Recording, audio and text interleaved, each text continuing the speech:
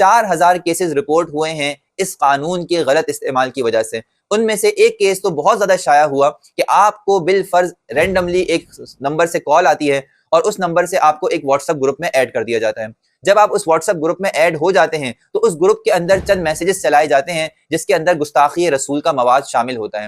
آپ نیچرلی فوراً ہی ایڈمن کو میسج کرتے ہیں اور اس سے یہ ریکویسٹ کرتے ہیں کہ یہ جو گستاخانہ مواد اس کے اندر ڈالا جا رہا ہے گروپ کے اندر، اس کو ڈیلیٹ کیا جائے اور اس کے خلاف ایکشن لیا جائے۔ ایڈمن آپ سے یہ کہتا ہے کہ آپ مجھے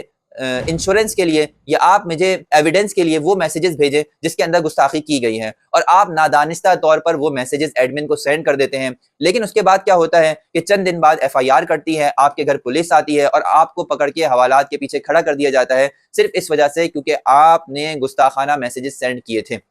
یا تو آپ سے رشوت مانگی جاتی ہے کہ آپ پیسے دیں، بلیک میل ہوں اور اپنے میسیجز ڈیلیٹ کروائیں پیسے دے کر، اور اگر آپ پیسے دینے سے انکار کر دیتے ہیں، رشوت دینے سے انکار کر دیتے ہیں، تاوان بھرنے سے انکار کر دیتے ہیں، تو ایسے لوگ آپ کے خلاف کورٹ میں کیس دائر کر دیتے ہیں اور آپ قانون کے اس شکنجے میں پھنس جاتے ہیں۔